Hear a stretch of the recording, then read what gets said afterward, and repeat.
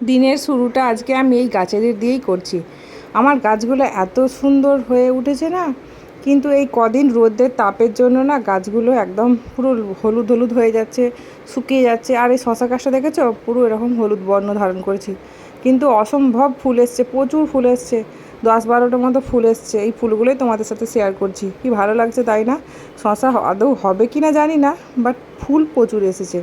আর এদিকে দেখো জবা গাছেও ফুল এসেছে। আমি একদম ঘুম থেকে উঠি সকালে ছাদে এসেছিলাম, আর এখন দেখো মেয়ে ঘুমাচ্ছে, এখনও ওঠেনি। মেয়ের তো শরীর খারাপ, প্রচণ্ড জ্বর হয়েছে, তো সেই কারণে মেয়ে শুয়ে আছে।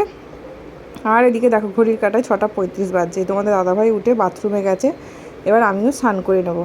Good morning everyone, welcome back to my channel. আমার নতুন একটি ভিডিওতে তোমাদেরকে অনেক অনেক স্বাগত, অনেক অনেক ভালোবাসা জানাই। তো সকাল সকাল স্নান টান করে নিয়েছি, মেয়ে ওইদিকে ঘুমাচ্ছে, তো ওই জন্য পাশের ঘর থেকে ভিডিওটা শুরু করছি। তো তোমরা আজকের ভিডিওটার সঙ্গে থাকো, আশা করি তোমাদের ভিডিওটা খুব ভালো লাগবে। আর এখানে বেশি বকবক করবো না, অনেকটা লেট হয়ে গেছে অলরেডি। দেখো দেখবে 8:35 বাজছে, দেখো 35 পেরিয়ে গেছে, 40 বাজতে যাচ্ছে। তো এই কারণে এখন আর কথা বলার কোনো টাইম নেই, এখন শুধু কাজ করে যাব। পুরো যত কাজ আছে করব, তারপরে আবার তোমাদের সামনে আসবো। মেয়ে তো শরীর খারাপ, ওই জন্য মেয়ে ঘুমাচ্ছে, ও ঘর থেকে আর কথা বললাম না তোমাদের সাথে। তো চলো, এখন বেশি বকবক করবো না, এখন যাবো নিচে, সমস্ত কাজ বাজ করবো। চলো নিচে এসে চা খেয়ে একদম সোজা রান্নার কাজে লেগে পড়েছি। কিন্তু আর তখন চাটা খাওয়াটা তোমাদের সাথে শেয়ার করা হয়নি, বাট এই যে রান্না করছি, আর রান্নাও কিন্তু প্রায় শেষের দিকে। আর রান্না শেষের দিকে হলেও রান্নাঘর থেকে কিন্তু এখন আমি বেরোতে পারবো না, কারণ আরও কিছু কাজ আছে আমার। তো দেখো সবটাই দেখতে পারবে। এদিকে মাছের ঝাল হচ্ছে, আর সব রকম আনাজ দিয়ে একটা চচ্চড়ি করছি। ওই 5-6 রকমের আনাজ আছে, ওই বটবটি, আলু, গাজর, বিনস, চিচিঙ্গা, বেগুন, মূলো এসব দিয়ে একটা চচ্চড়ি হচ্ছে। আর মুগ ডাল দিয়ে মুসুর ডাল একসাথে মানে মিক্স করে ওটাকে ডাল বানিয়েছি। তো ডালটা আগেই হয়ে গেছে, আর এদিকে মাছের ঝালটা হচ্ছে, আর চচ্চড়ি হচ্ছে। এই দুটো হলেই হয়ে যাবে। রান্না তো প্রায় হয়ে এসেছে, এখন এবার তোমাদের দাদাভাই আর ছেলেকে খাইয়ে আগে স্কুলে পাঠিয়ে দেবো, তারপরে অন্য কাজগুলো করব। এদিকে এই যে ডাল তো আগেই হয়ে গেছে বললাম, আর মেয়ের জন্য একটা মাছ ভাজাও রেখেছি। আর এটা দিয়ে বেসনটাকে ফেটিয়ে রেখেছিলাম পেঁয়াজি করব বলে মুড়ি খাওয়ার জন্য, কিন্তু আজকে আর হবে না, বেলা হয়ে গেছে, ফ্রিজে রেখে দেবো।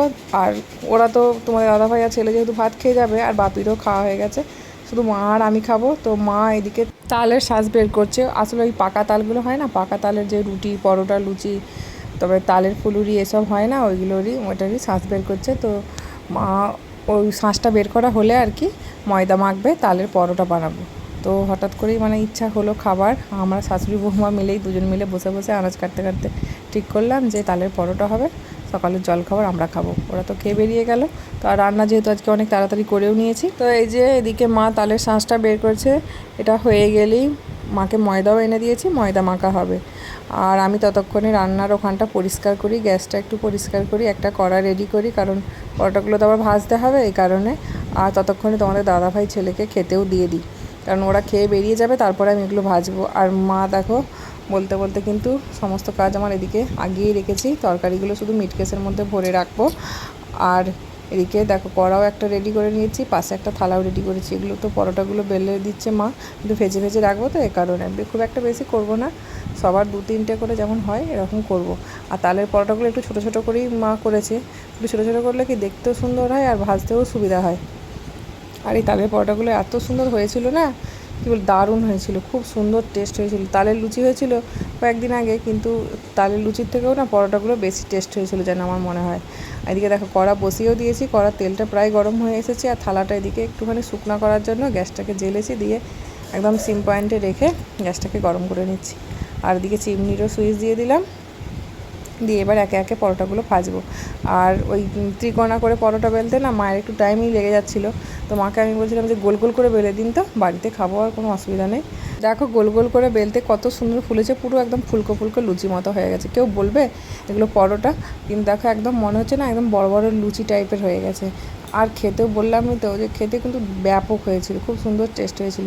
আর এরকম গোল গোল করে বেললে মায়ের তাড়াতাড়ি বেলাও হয়ে গেছে, আর আমার ভাজতেও সুবিধা হয়েছে। একদম কি সুন্দরভাবে ফুলে উঠছে, প্রত্যেক কটা ফুলেছে, একটাও মানে এরকম হয়নি যে একটাও ফুলেনি বা কিছু। প্রত্যেকটা পরোটা কিন্তু সুন্দরভাবে ফুলেছে। তোমাদের মধ্যে এমন কারা কারা আছো যে এরকম তালের রুটি, লুচি বা পরোটা এসব টাইপের খাবার খেতে পছন্দ করো? আমার তো ভীষণই ভালো লাগে। আমার সবথেকে ভালো লাগে তালের লুচি বা পরোটা, এগুলোই বেশি খেতে ভালো লাগে। আর তোমাদের কাদের কাদের ভালো লাগে অবশ্যই কমেন্টে জানাবে কিন্তু। আর ছেলের তো একটাই পরীক্ষা ছিল, পরীক্ষাটা হয়ে গেছে। ও এবার আজকে বিকালে যাবে মামা বাড়ি। তো মামা বাড়িতে 2 দিন থাকবে, 2 দিন থেকে তারপরে বাড়ি চলে আসবে। আর 2 দিন ওর স্কুলও ছুটি, জানো তো, এই কারণেই ও যাচ্ছে। আর ওর দিদিনের তো মাথায় অপারেশন হয়েছিল, আর আমার মাই বারবার বলছিল তুই তোর ছেলেকে কদিন পাঠা না, 1 দিন বা 2 দিনের মতো হলেও পাঠা এরকমটা বলছিল বলে আবার ওকে পাঠানো হবে। তো এই যে আমার দেখো সমস্ত পরোটা ভাজা হয়ে গেল। এখন আমরা শাশুড়ি বৌমা মিলে খাওয়া দাওয়া করে নেব, কারণ আমাদের সকাল থেকে তো কিচ্ছু খাওয়া হয়নি। ওরা সবাই যে যার খেয়ে দিয়ে স্কুলে বেরিয়ে গেছে।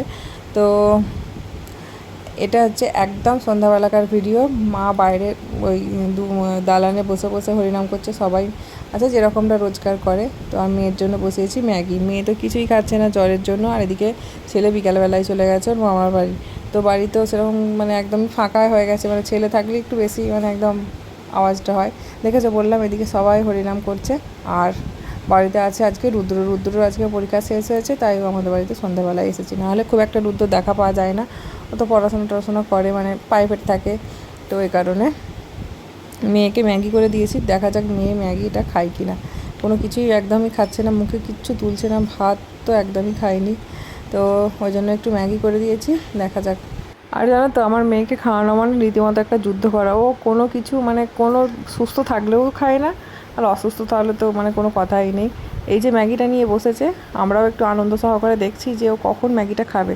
দেখো সমানে নাড়াচাড়া করেই যাচ্ছে, যদি একটু মুখে তোলে তাহলে জানতাম। ওই যে একটুখানি সামান্য মুখে তুলেছে, ব্যাস ওটুকুইতেই ওর হয়ে গেছে। আর এদিকে তোমাদের দাদাভাই পরীক্ষার খাতা দেখবে ওর স্টুডেন্টসদের।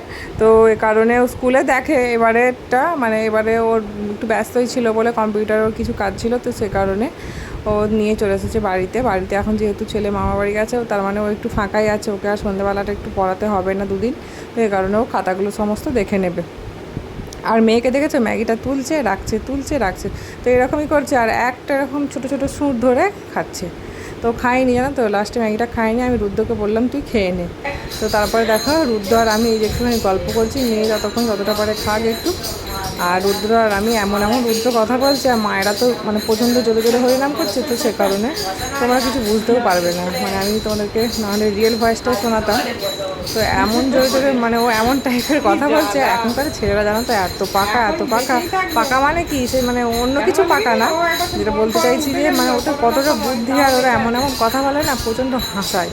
মেন কথা ওই আমার ছেলেটাও হয়েছে আর দুটোতে মিলে সবসময় একসাথে থাকে, 2 বন্ধু।